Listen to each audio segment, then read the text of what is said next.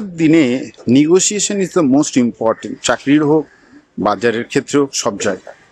এবার ভাবো তুমি একজন ব্যক্তির থেকে মাল কিনছো, এবার সে যে যার থেকে মাল কিনছো সে তো নিশ্চয়ই ম্যানুফ্যাকচার করেছে বা কোনো জায়গার থেকে বানিয়ে নিয়ে এসেছে, তার একটা রিলেভেন্ট কস্ট আছে।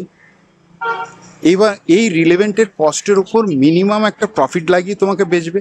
If you know that percent relevant cost কত, এই জিনিসটা বানাতে তার কত লেগেছে, তার উপরে যদি নেগোসিয়েশন করো সে দিয়ে দিতে রাজি হবে। বাল্কে যদি কেনো আরোই রাজি হয়ে যাবে।